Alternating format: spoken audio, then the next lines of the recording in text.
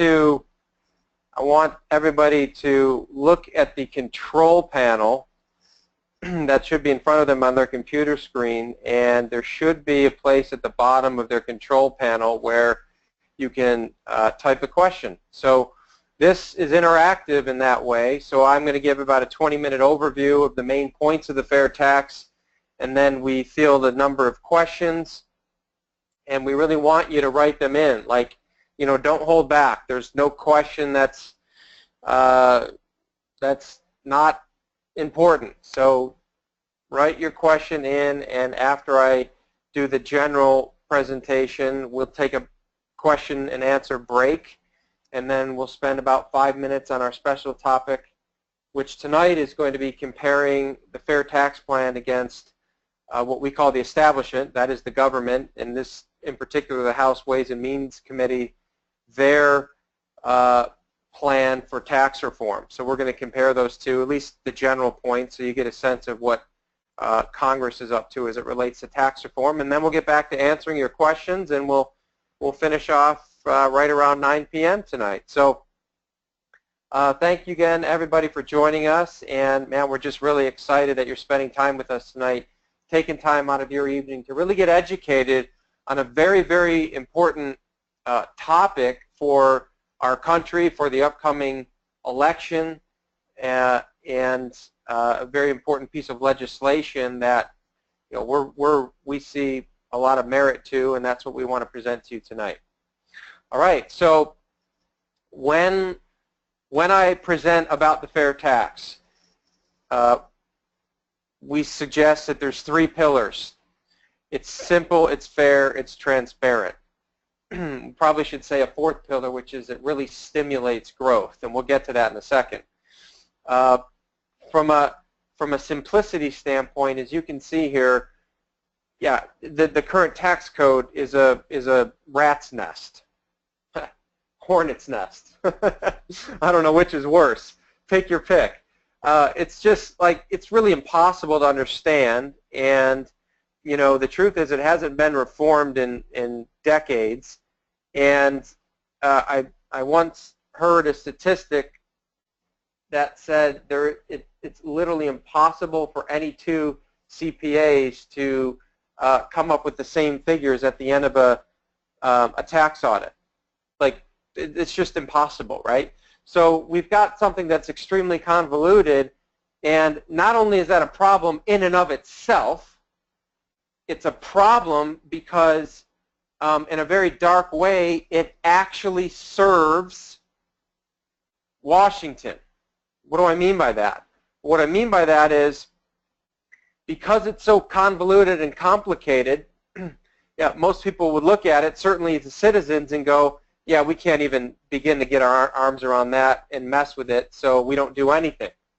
And it allows politicians to maneuver inside a tax code and make spending decisions and special interest group favored decisions without anybody ever knowing about it.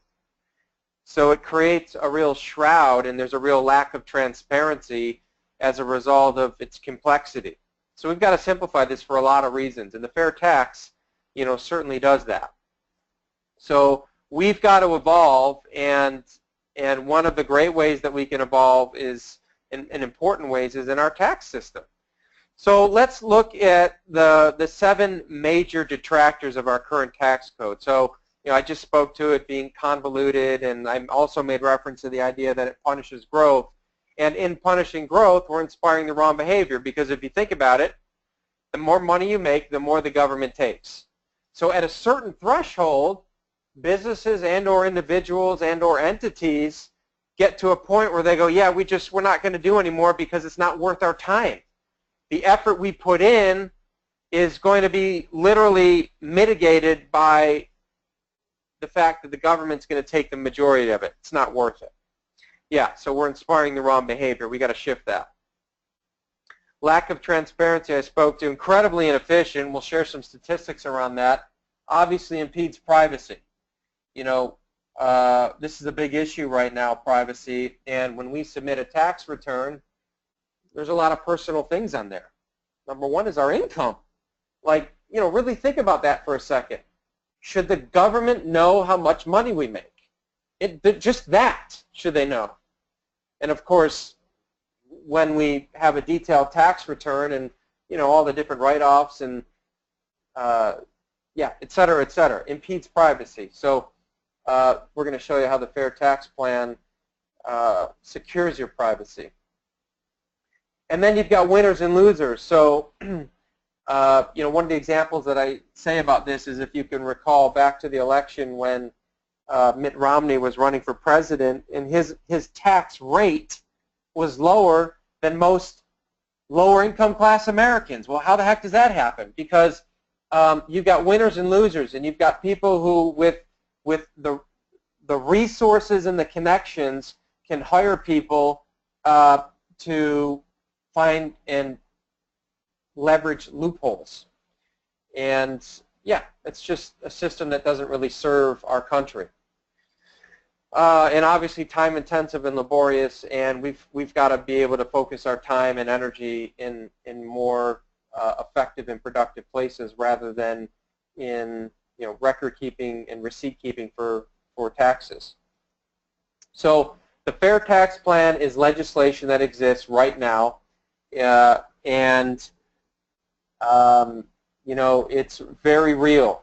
And I should say, when I say it's very real, like, here's a statistic behind that. So when the fair tax, we've done special topics on the history of the fair tax. I'm not going to go into detail because we won't have the time for doing that and our current special topic tonight. But basically, the fair tax was created by three really brilliant, or I should say, initiated by three really brilliant businessmen who were sick and tired of the tax code, and one of them was complaining about it so much that two of his cronies said, yeah, why don't you go do something about it? So this person ponied up $1 million of his own money, and then raised another $21 million. So $22 million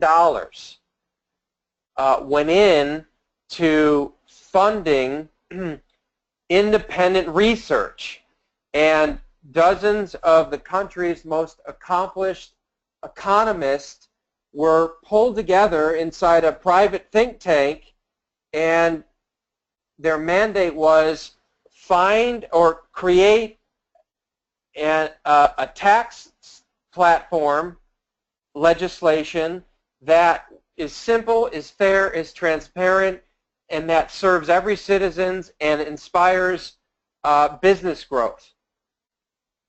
And this is what they came up with. So, let's just start with simplicity. We obviously, you saw the statistic earlier, and it's just 74,000 plus pages. Well, the Fair Tax Plan is 131 pages, double-spaced. This is something you could download from the internet and actually read through it and understand it. Compare that to legislation like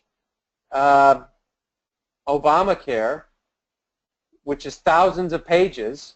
It's like, yeah, like, who could really understand something like that? So I love the idea of simplicity here. So now let's look at this idea of supporting growth and inspiring the right behavior. So the fair tax is a consumption tax. This is a paradigm shift in the way taxation would occur in this country, away from an income tax. See, what happens is, under the fair tax, all personal and corporate income taxes are eliminated.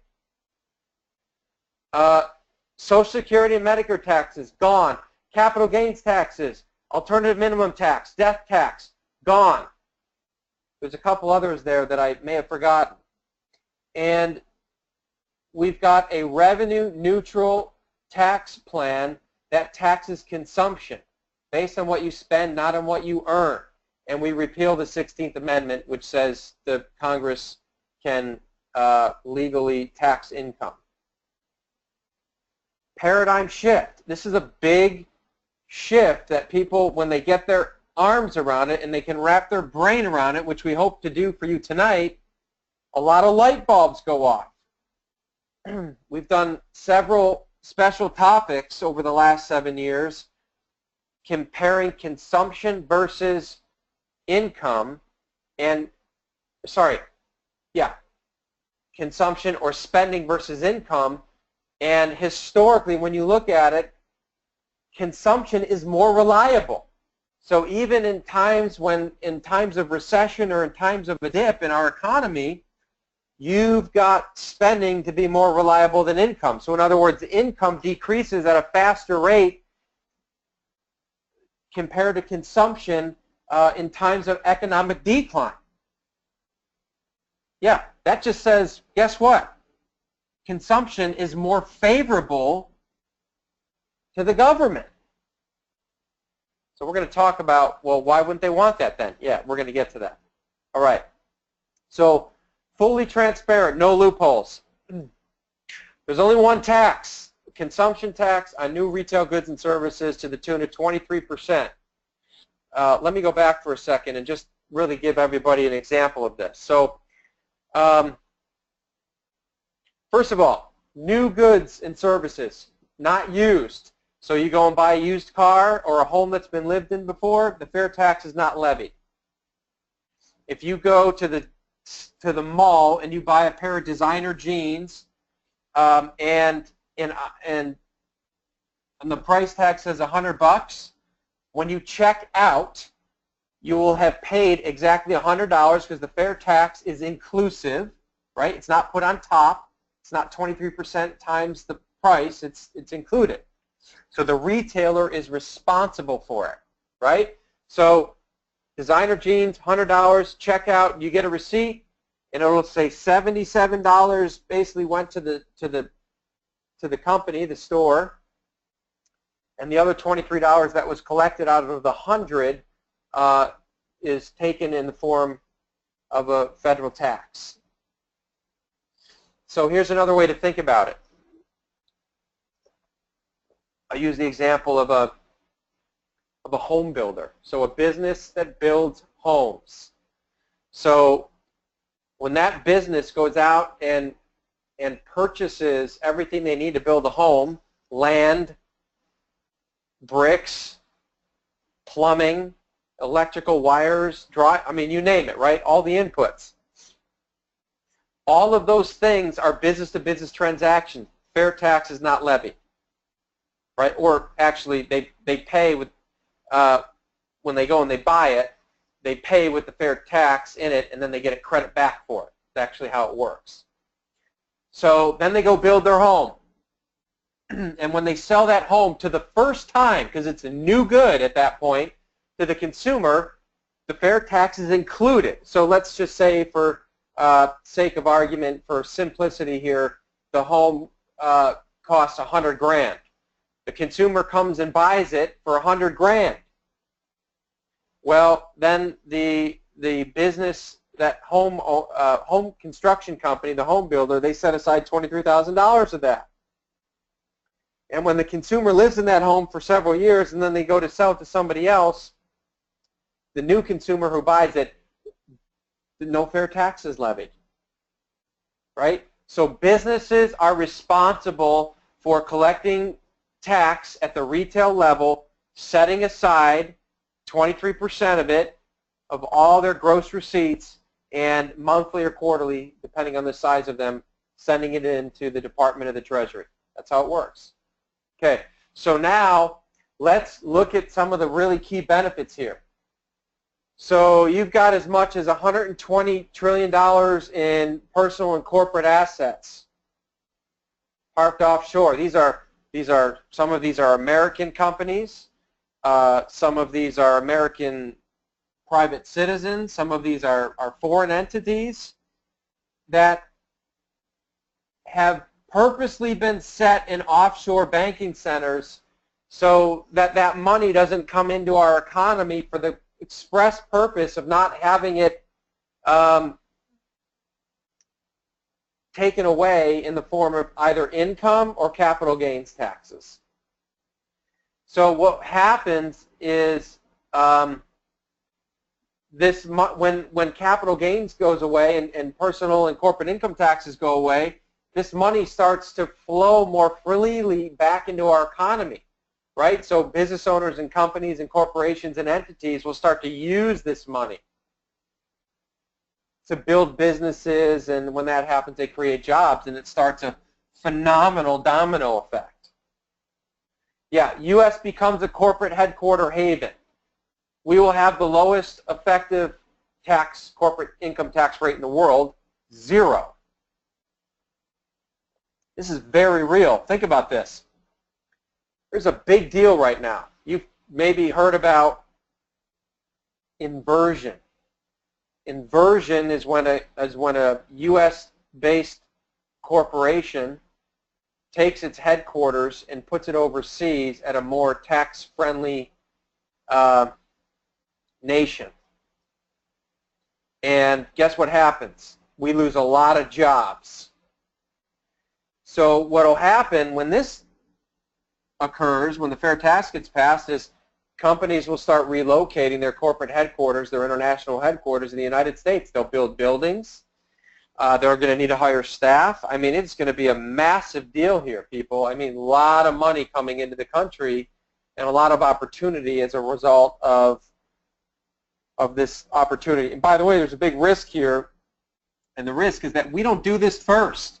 Some other country goes to 0 on their corporate income taxes. You better bet companies are going to flock there from all over the world. Underground economy estimated at $2 trillion. Yeah, everybody pays their fair share, guys. You go to the store, you buy some food, you go to the mall, you buy clothes, you buy a brand new home, a brand new car, you go on a trip, you go, yeah, it's just like everybody pays their fair share, and there's something that's been baked into the fair tax, which we'll get to in a second, that makes it really fair for lower income class citizens. So this is a really big deal, guys, and we inspire a lot of growth. It's going to happen here. I've already talked about what's going to happen as the money flows back in, as corporations locate their headquarters here, and man, it's just really an exciting thing to have a lot of organic growth happen as opposed to trying to manufacture it by injecting money from the that we print, and then you've got inflation risk. Well, yeah, that doesn't happen under the fair tax. Okay, so it's likely that everybody knows the IRS and the way they collect right now is ineffective. I'll share some statistics on that in a second. Well, the fair tax is really easy to collect. So first of all, they're going to state sales tax bureaus will be formed, and 45 states currently collect a state sales tax, and they're going to be leveraged to collect the national sales tax. When we get 80% more efficient by collecting from 18 to 20 million businesses instead of 120 million tax returns, which approximately 120 million households in the country. And there's only one form to fill out. Gross receipts, multiply that times 23%, that's your tax liability. That's it. Done. So this is a really smart way to do things, guys. And right now the IRS costs $13 billion to run. They only collect 75% of what they should, and the fair tax over a 3-year period, the legislation says we will eliminate the IRS. We will literally defund the IRS, and it will go away. It's a big deal. All right. So, yeah, you pay your taxes when you make purchases. You don't fill out any detailed income tax forms. Yeah, by the way, I am self-employed business owner. I really can relate to the burden of our current tax system as both a personal taxpayer and a business owner who pays taxes. And forget the fact of what I pay. Like, that's something. It's more burdensome to be, every time I want to go create something or grow the business or expand or do this or do that, I have to think first, yeah, what's the tax implication? I don't want to be thinking that. I want to be thinking about investing all of my time and energy into how do I make my products and services really productive and really valuable so we can grow and provide value to the marketplace. It's a big distraction, this tax thing. So it's really fair. And one of the ways it's fair, and one of the ways that we especially protect lower income class Americans, is through the Prebait, which assures that no one, not just lower income class Americans, hence the fairness, everybody is exempt in the fair tax or federal tax they pay up to the poverty level. Here's what it means. There's a Prebait schedule. And what the Prebait is a set amount of money that by direct deposit comes into your bank account at the beginning of each month, reimbursing you in advance for the fair tax you will have paid on poverty level spending. Here's an example. Move your eyeballs to the right side of the screen down to the green line.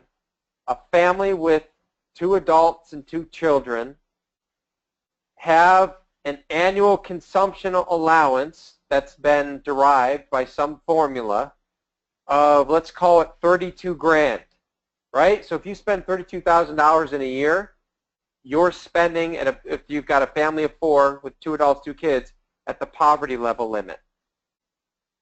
So if you multiply 32,000 times 23%, your annual tax, fair tax that you will have paid, $7,369.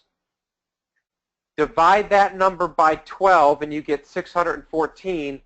That's the Prebait that comes into your bank account every month. It reimburses you in advance for the fair tax you're going to pay that month on poverty level spending. So you go to the grocery store, you buy food, you buy some basic clothing, some medical supplies, some gas for your car, right? Poverty level limit. You get reimbursed for it. Everybody does. Not just, whether you make 10 grand a year or $1 million bucks a year. Everybody gets it. That's fair. So you pay more taxes based on how much you spend, and everybody gets reimbursed up to the poverty level limit based on the size of their household. Fair. Smart. Smart and fair. So let's talk about prices. Right now, business income taxes are passed off to the consumer. We pay an income tax and a sales tax. We just don't really realize it.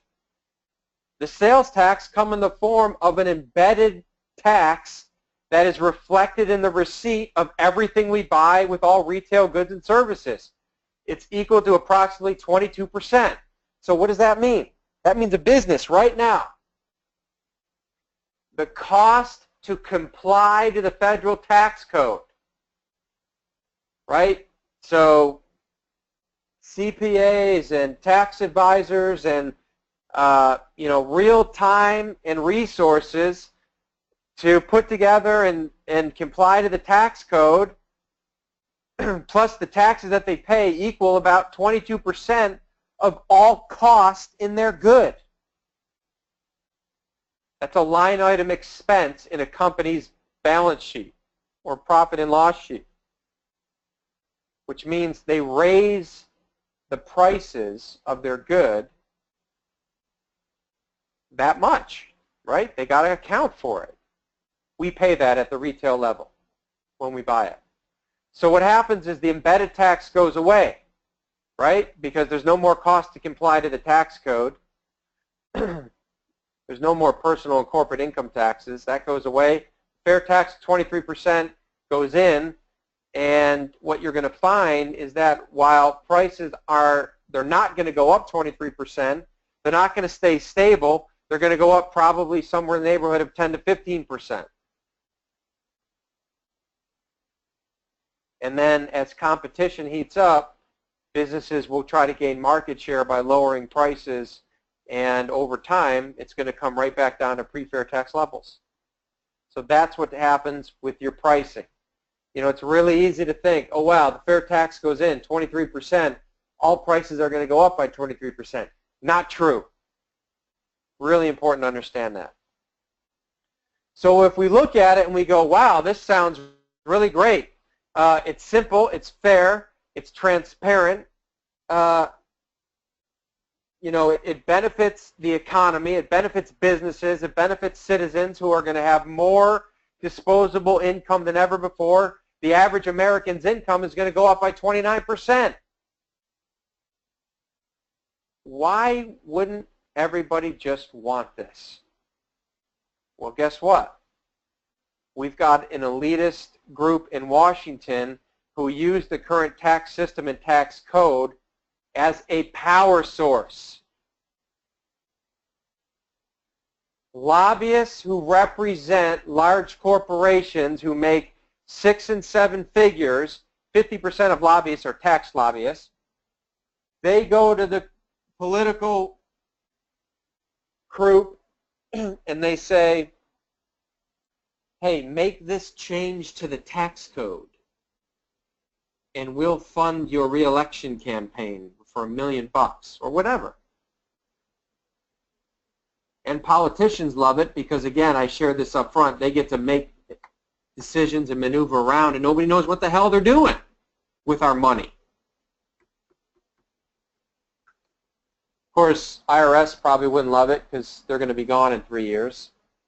So if you are into following politicians and you're doing your civic duty, which you probably are because you're on this webinar and you're voting and you're looking at people's platforms and you've got somebody that supports the fair tax and somebody on the other side that doesn't, they fall into this group right here. Somebody operating out of self-interest or pure ignorance. All right.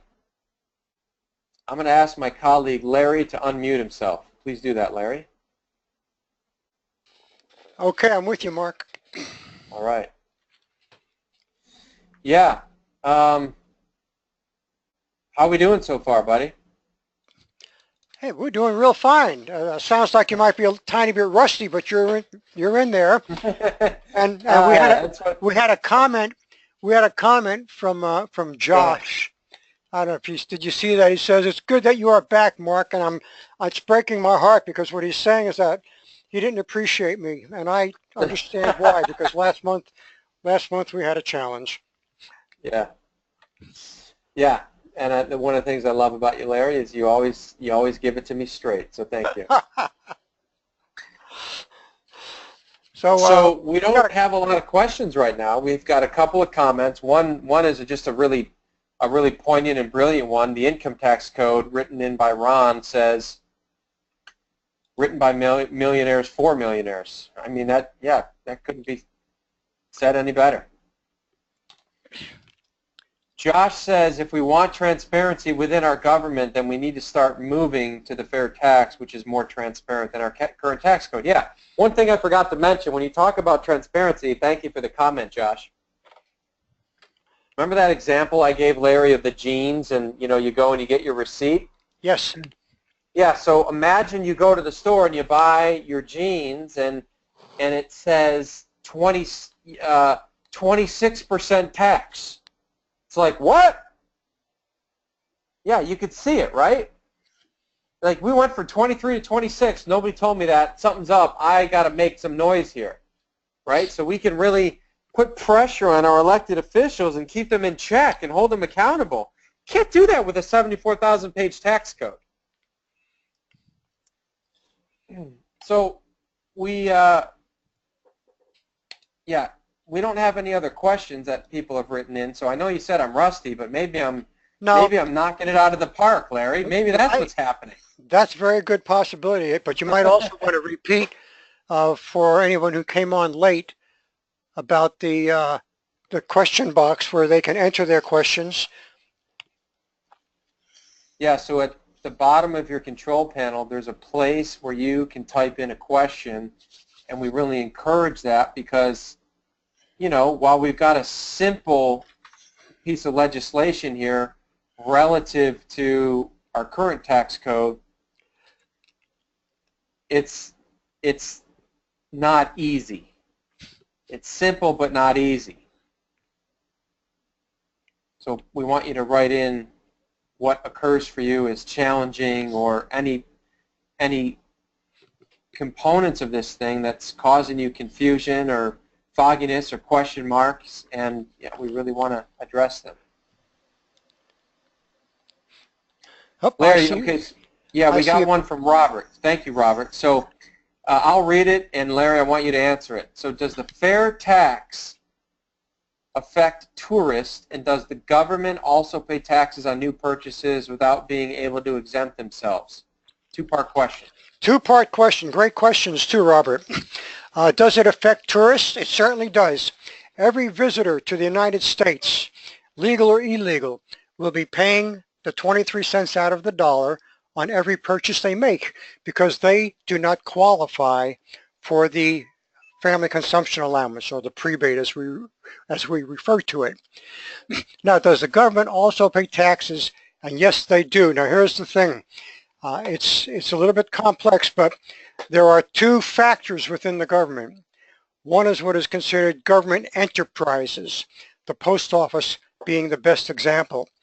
They're supposed to make a profit, but they sell a product, they sell a service, and because they are selling a service, they will not be taxed themselves on what they purchase, but they will collect the tax on what they sell.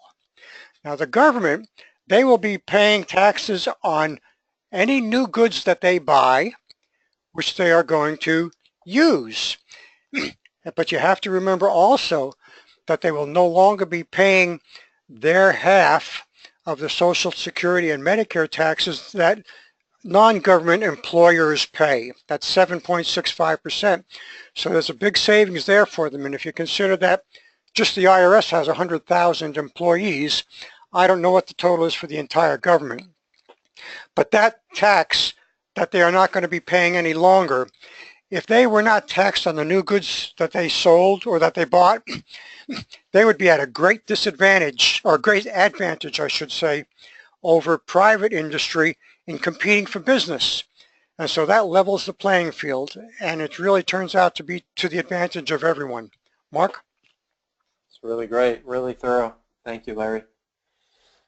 All right, so Park wrote in with a question, which is, what is a flat tax and how does the fair tax compare to it? It's great. Thank you, Park. So a flat tax versus the fair tax is a really key, there's a key distinction here, and it's really, really important to get this. The flat tax is still an income tax. Yeah, let me say that again. The flat tax is still an income tax. And what it would do, Park, is it would create one tax bracket. And it suggested that maybe that's, I don't know, 15 or 20% across the board for everybody. Well, that is like a Band-Aid, putting a Band-Aid on a, on a deep, wide wound. It doesn't really solve under the fundamental problems. It doesn't heal a tax platform that really discourages growth and is convoluted. So that's why I said up front, the fair tax is a paradigm shift in the way the federal government collects revenue to operate. It moves from an income tax to a consumption tax. Yeah. Anything else you'd add to that, Larry? Yeah, well, the first thing I think, Mark, that I always consider is that a flat income tax will never stay flat. Right. And a good example of that was the 1986 Tax Reform Act, where it was brought down from 6 to 2 brackets. And it didn't take very long for the 2 brackets to be 3 and the 3 to be 6, and now we have 7. So it also allows Congress to trade favors to special interests, to lobbyists, for tax loopholes. So we're into the same mess we have all over again. The only way to get out of this mess is to go to a total consumption tax, eliminating all forms of income tax and repealing the 16th Amendment, which there is sister legislation to the FairTax to start that activity. Mark? Great, thank you. Gwen wrote in, would some food items, such as fruits and veggies, still not be taxed? No, they'd all be taxed, Gwen. And the reason why is if you go and say to the food industry, all right, these products are untaxed and these products are taxed, you set yourself up for lobbying and special interest group representation to try to get what the other guys have, right? So if I'm the dairy lobby and I'm taxed, but the fruit and veggies are untaxed, guess what? You're going to have the dairy lobby spending millions of dollars in Washington trying to influence how this thing goes for them.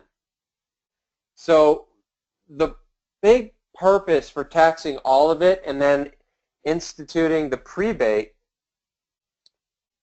which rebates you at the beginning of each month, as we already covered, on your poverty level spending, is to eliminate loopholes and therefore eliminate the need for the effectiveness and the need for tax lobbying and have all that special interest group influence on our politicians.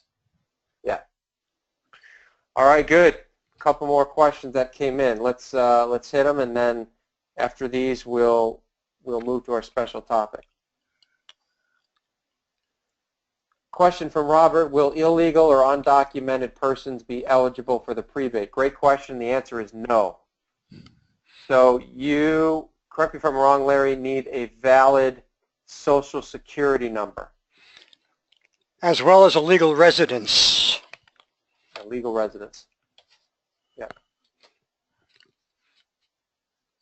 Yeah, and as I said earlier, when the illegal immigrants or undocumented persons go do their shopping at the store, they're still paying into the tax system.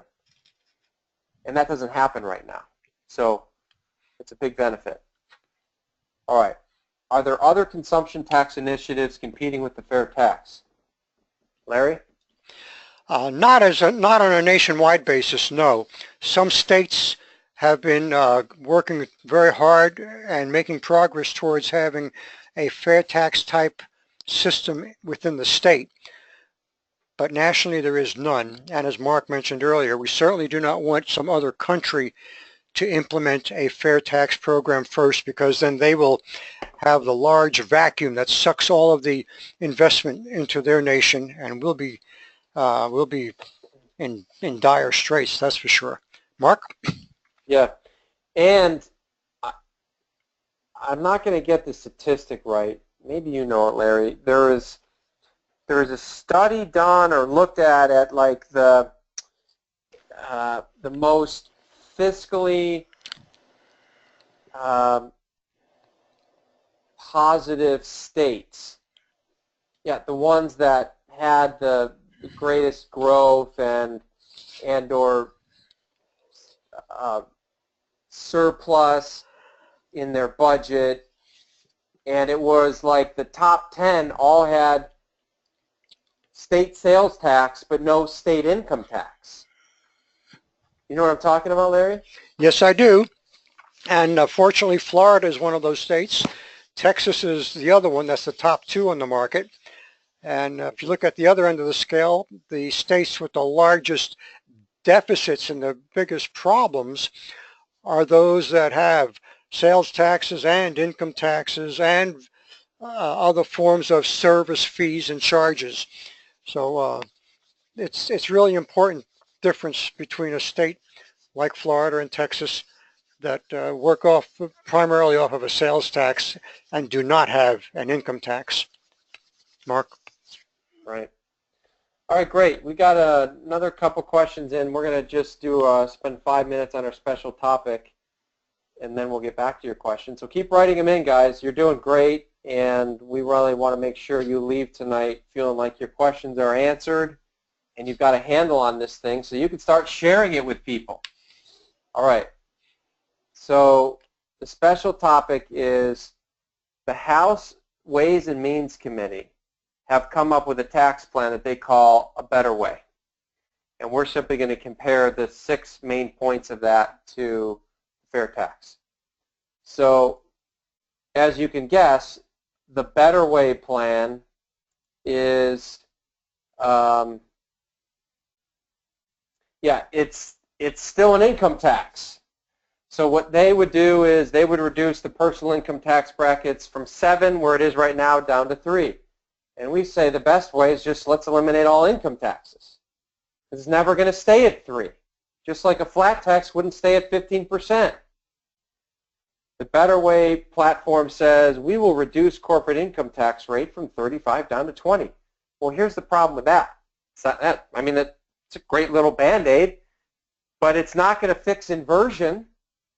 It's not Ireland, who's got their corporate income taxes under 10%. We need to get rid of all corporate income taxes, which is what the FairTax would do.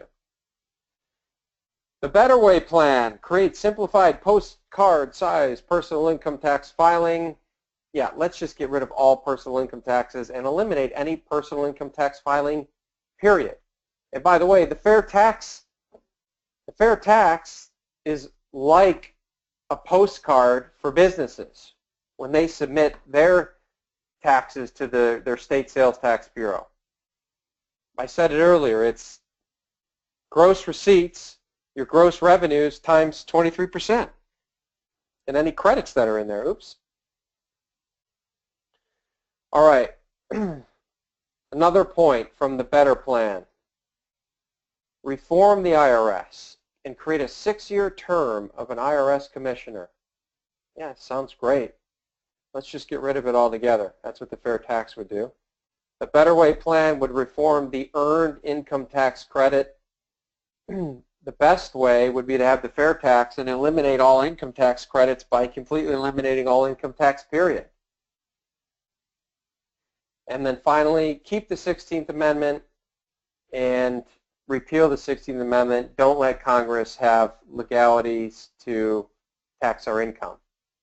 So that's it. I mean, you know, when I put these 2 slides together, I thought to myself, what, that's it? That's their plan? I mean, that's really it. So, yeah, Larry, I don't know if you have anything that you want to say about it, but it's not like, there's nothing that the Ways and Means Committee plan is doing that has me go, oh my gosh, that's really great stuff there. No, it's just another, it's still a pig. It's still putting lipstick on a pig, Mark. And yeah. you can't change the pig. And an income tax, I have 103 years of experience with an income tax system. And it is by far an albatross, the biggest albatross on our economy that we have. And the fact that it is so convoluted means it is so easy to manipulate, to sell favors, and to just add more complexity to it, helping the establishment elites get wealthy, and you and I and the other average people, the average Joe, and mostly the lower income people, really hurting financially and losing the opportunities to be upward mobile. So the FairTax will reinstate all of those great capabilities that America used to have, even though we've succeeded from 1913 to about 1950 under an income tax and became the envy of the world. After that period of time, 1950, 1960, we really started slipping away as the progressives, if you will, took more and more and more of our liberties away and added more, by adding more regulations and more taxes, and it's just a mess. And every time I see another new tax idea, it makes me want to regurgitate. Pardon me for the sour language, Mark. Yeah. Yeah, we're going to answer your questions here. Thanks for writing them in. And up on the screen, Larry, can you see all the links? I think I can. I'm down to pop box on the bottom. Yeah, good. So there's a lot of resources out there, guys. You know, the first 4 are really self-explanatory, and I guess we should say that Florida has its own nonprofit. So FairTax is the .org is the main website for AFFT, Americans for Fair Taxation. It's the main body, if you will, of the FairTax nonprofit organization representing the legislation and the movement. Florida Fair Tax is its own nonprofit. Of course, it supports the exact same legislation, and it's just a great resource, that website, and you can find both of them on Facebook. FairTax Nation is a social networking platform. Larry, why don't you speak about the link that we posted here for Ron and FairTax Power Radio? Okay, well, FairTax Power Radio is a blog broadcast that is done by Ron Malero and Bob Paxton. And these guys record their sessions. Some of them are interviews, and some of them are prepared instructions about taxation that they go through. And they have put these out on several platforms that are accessible. The one that is most favored is at Spreaker, and I used to think it was a spelling error. There was supposed to be speaker, but it's Spreaker, S-P-R-E-A-K-E-R. Some of you may be familiar with it, but their address is www.spreaker.com. Oh, it is Spreaker? Spreaker. I changed it up on the screen because I thought it was a misprint. I'm going to go change it back. Okay. And it's after the .com, it's /user/the FairTax guys. And if you didn't get all of that down, when you get on Spreaker.com, just search for the FairTax guys. And you can do the same thing on YouTube, and you can do the same thing on iTunes, and search for the FairTax guys, and you will come up with a list of some of the programs that they have done. And if you're interested in just a little amusement, look for the program they did called You Might Be a FairTax Fan, and you will be rewarded with a bunch of Jeff Foxworthy type of answers to FairTax comments. Mark? Yeah, great stuff.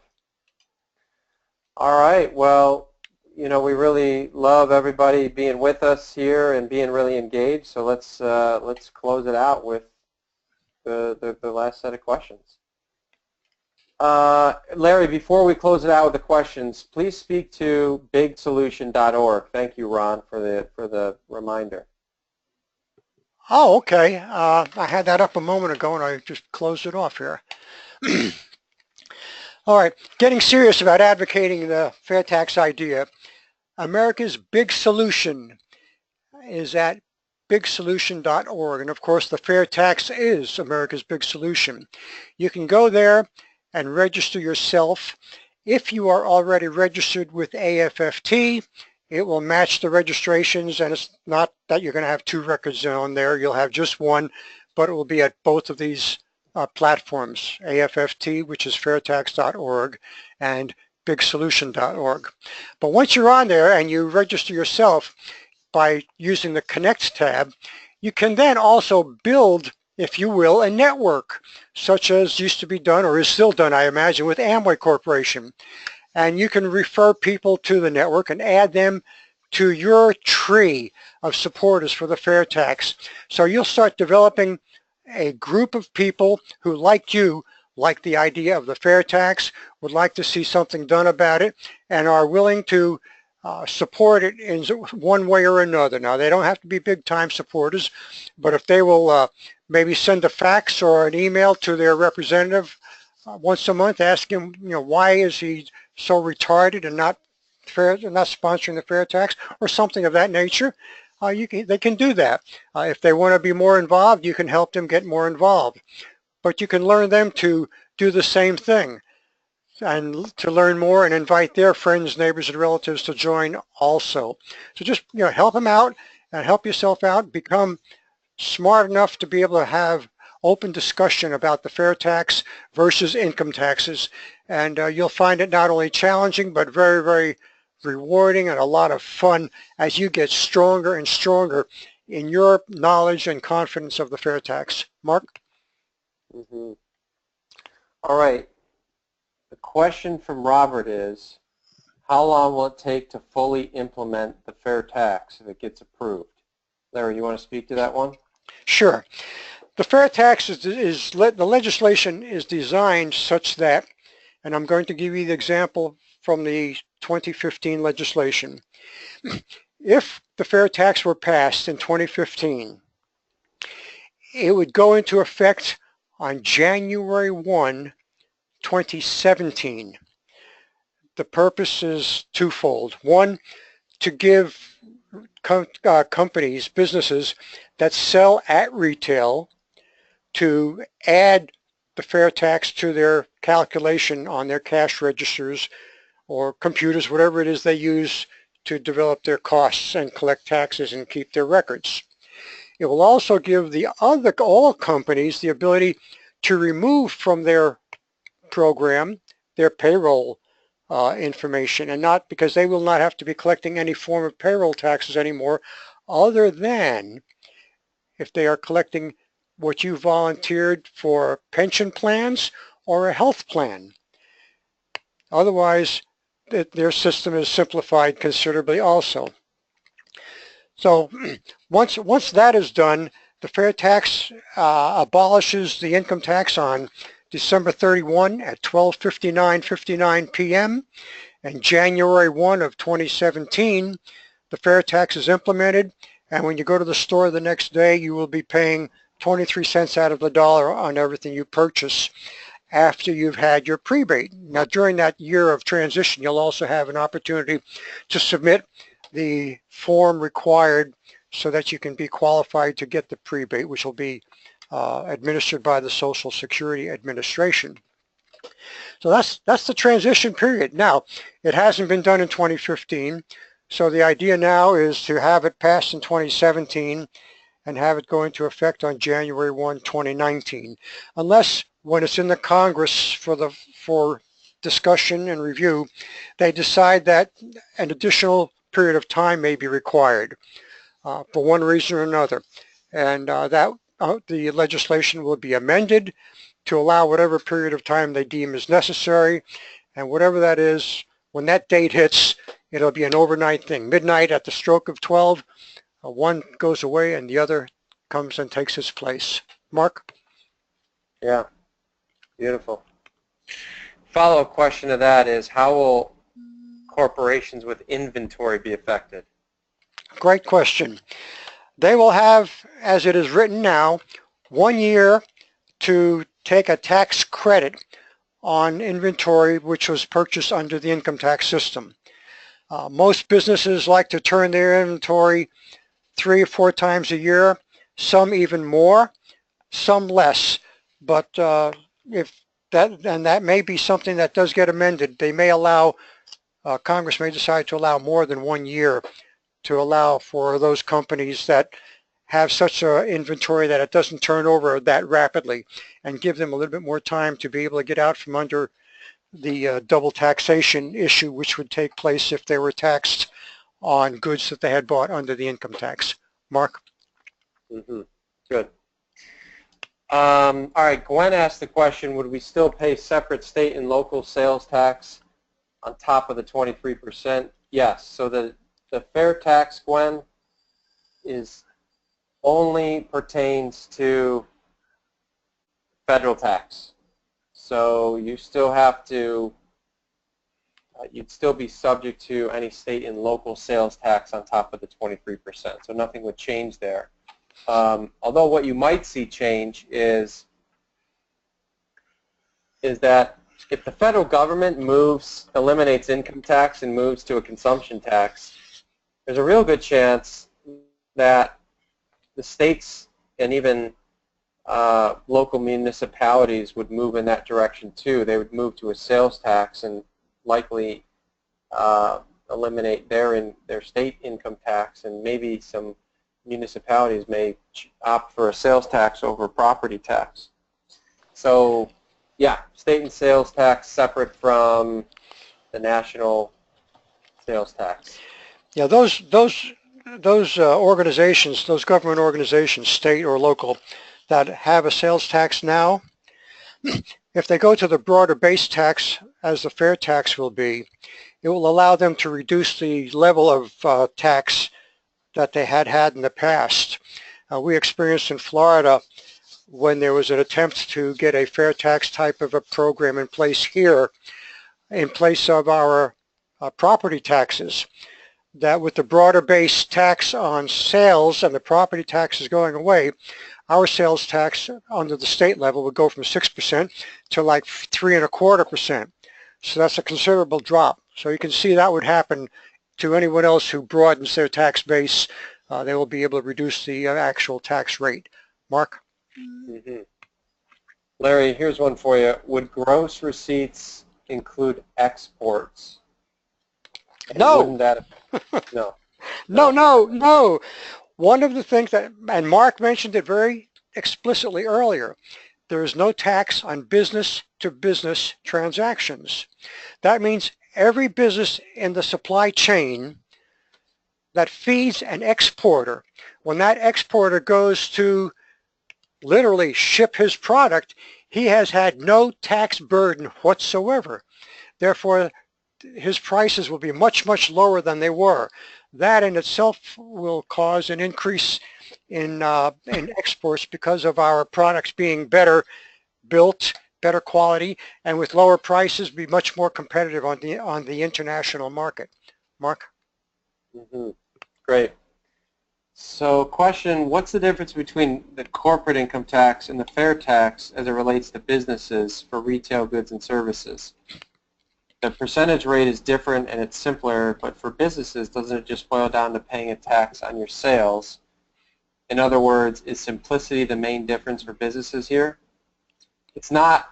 No, definitely not. Just simplicity. So what Park is asking here is, at the end of the day, is the financial shift from, say, the corporate income tax structure over to the fair tax a wash, and where a corporation is getting ahead under the fair tax simply that it's just more simple to comply with? And I would say unequivocally no. There's a financial component too that's very real here. So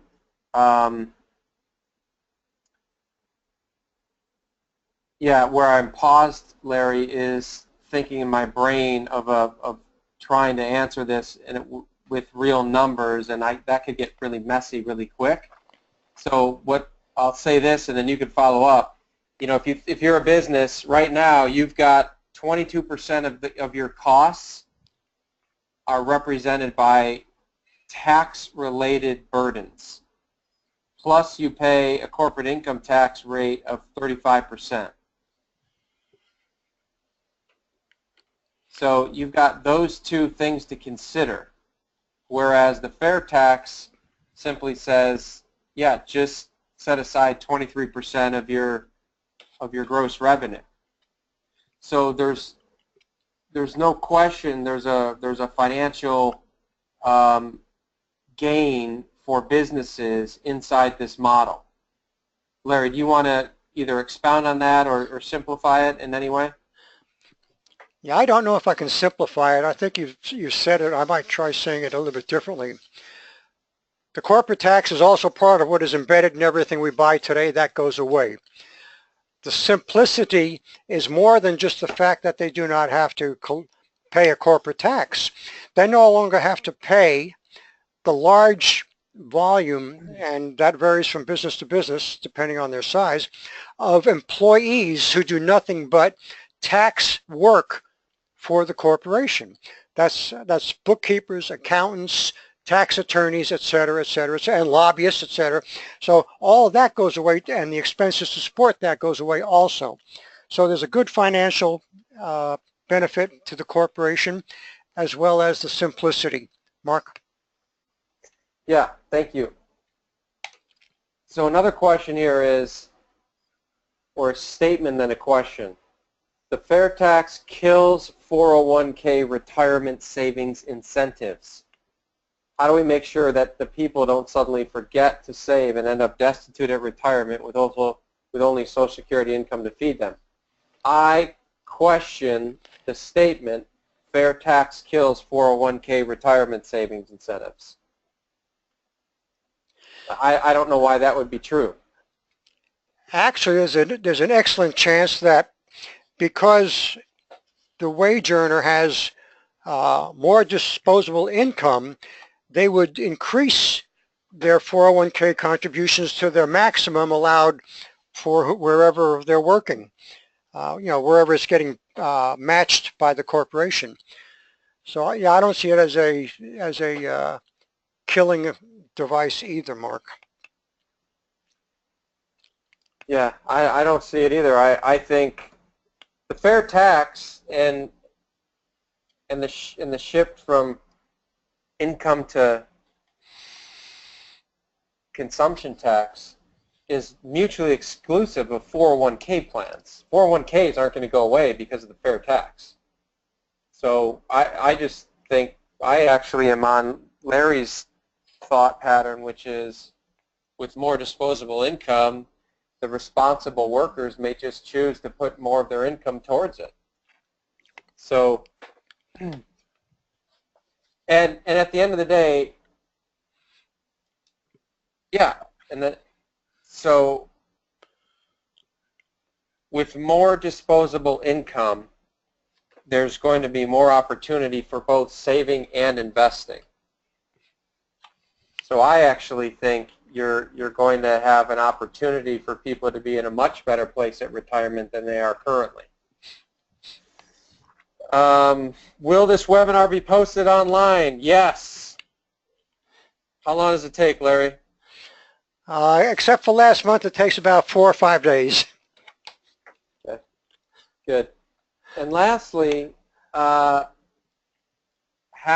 can Josh, who asks, set up a FairTax chapter or club locally at his college? What should he do? Larry? That's a good question, one we've not been asked before. I think the first thing you would want to do, Josh, is get yourself a collection of some of the most fundamental information about the fair tax, because you want to have something you can hand out as well as explain it.